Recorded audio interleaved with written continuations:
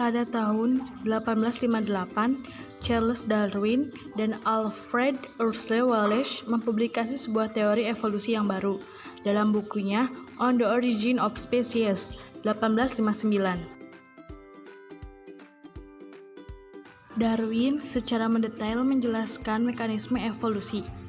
Berbeda dengan Lamarck, Darwin mengajukan konsep nenek moyang bersama dan percabangan pohon kehidupan yang didasari oleh seleksi alam. Karya Darwin mengenai evolusi dengan segera diterima dengan cepat, tetapi mekanisme yang diajukannya, yaitu seleksi alam, belum diterima secara sepenuhnya sampai pada tahun 1940-an. Kebanyakan biologiwan berargumen bahwa faktor-faktor lainlah yang mendorong evolusi. Misalnya, pewarisan sifat-sifat yang didapatkan neo-Lamarckisme, dorongan perubahan yang dibawa sejak lahir, ortogenesis ataupun mutasi besar-besaran secara tiba-tiba, saltasi. Sintesis seleksi alam dengan genetika Mendel semasa tahun 1920-an dan 1930-an memunculkan bidang disiplin ilmu genetika populasi. Semasa 1930-an dan 1940-an, populasi genetika berintegrasi dengan bidang-bidang ilmu biologi lainnya, memungkinkan penerapan teori evolusi dalam biologi secara luas.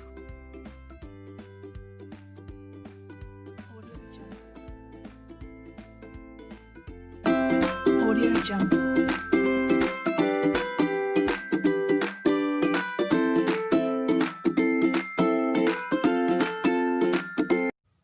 Evolusi berarti perubahan pada sifat-sifat diwariskan suatu populasi organisme dari satu generasi ke generasi berikutnya.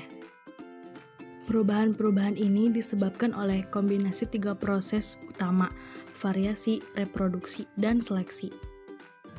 Evolusi didorong oleh dua mekanisme utama, yaitu seleksi alam dan hanyutan genetik.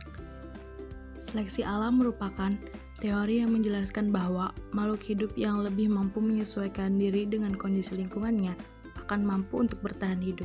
Hanyutan genetik merupakan sebuah proses bebas yang menghasilkan perubahan acak pada frekuensi sifat suatu populasi. Hanyutan genetik ini dihasilkan oleh probabilitas apakah suatu sifat akan diwariskan ketika suatu individu bertahan hidup dan bereproduksi.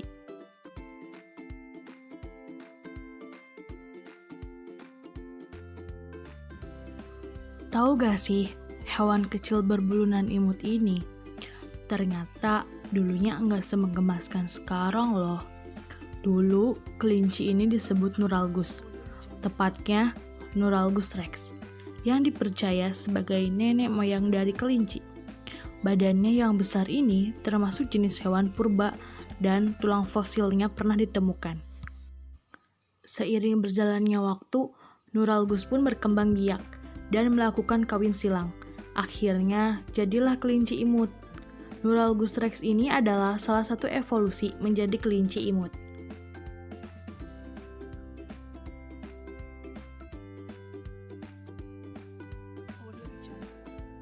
Semangka Citrulus lanatus adalah tanaman merambat yang berasal dari daerah setengah gurun di Afrika bagian selatan. Tanaman ini masih sekerabat dengan labu-labuan Cucurbitaceae, melon Cucumis melo, dan ketimun Cucumis sativus. Semangka dikenal sebagai buah yang berbentuk bundar dengan bagian daging penuh yang berwarna merah. Pada abad ke-17 dikenal sebagai gerakan budaya di Eropa. Di abad ini, Giovanni Stanchi melukis aneka buah-buahan. Sekilas tak ada yang ganjil dengan lukisan buah tersebut. Namun, siapapun yang melihatnya akan mendapati buah berbentuk unik di pojok kanan bawah lukisan. Setelah diperhatikan, buah tersebut rupanya semangka, yang kini populer sebagai buah yang isian daging penuh berwarna merah terang di dalamnya. Pola daging buah semangka di abad ke-17 sangatlah unik karena seperti terpisah dan membentuk pola melingkar di tiap bagiannya. Perbedaan bentuk semangka ini terjadi karena perbedaan cara membiakkan ketika zaman dahulu dan sekarang. Semangka juga menjadi buah yang umum ditemukan di perkebunan Eropa maupun di pasar sekitar tahun 1600-an. Nienhuis menduga rasa semangka di abad ke-17 lebih manis dari yang saat ini ada, karena dulunya semangka ini dimakan segar dan terkadang difermentasi menjadi anggur.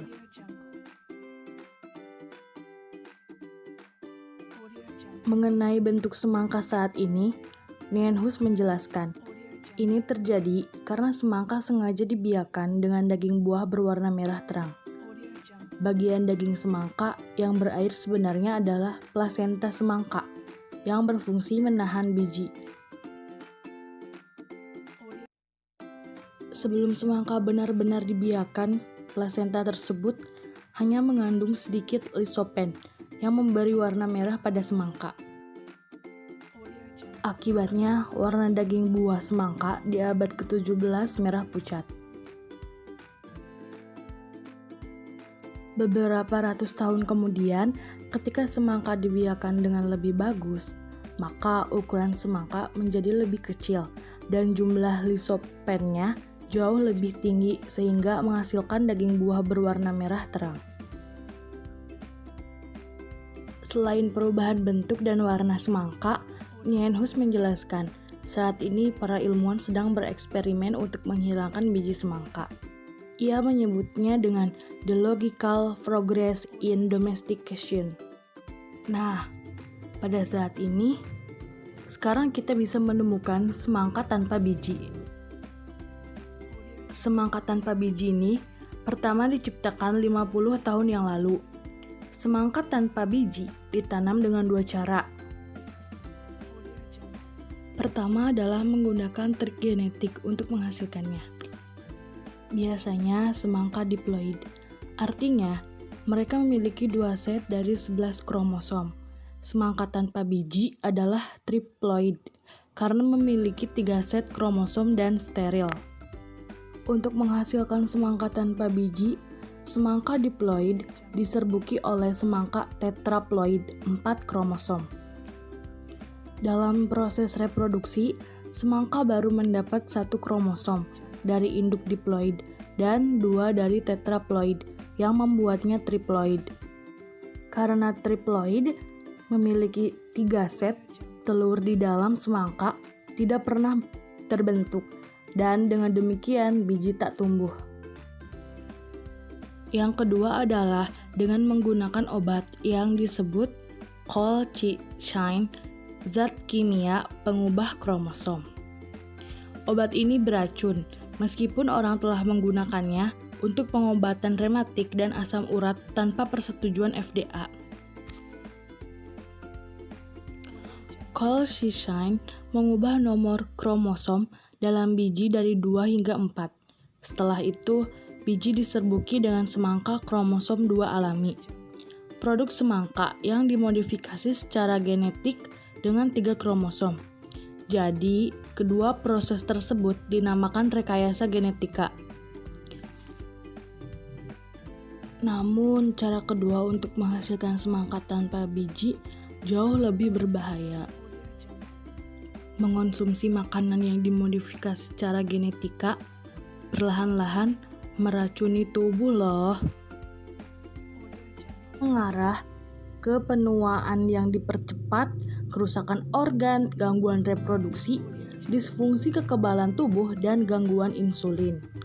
Banyak penelitian telah membuktikan hubungan antara makanan dengan rekayasa genetika dan beberapa masalah kesehatan utama. Selain semangka dimodifikasi untuk tidak memiliki biji, ternyata semangka juga ada yang berwarna kuning loh. Jadi guys, kalian memilih semangka yang berwarna kuning atau berwarna merah? So, kalian mau pilih semangka yang berbiji atau tidak berbiji? Setiap gigitan semangka mengandung vitamin A, vitamin C, antioksidan, dan asam amino dalam jumlah yang baik. Bahkan, semakin matang semangka, makin tinggi tingkat likopen dan beta-karoten. Karena kaya akan vitamin, semangka ternyata memiliki banyak manfaat.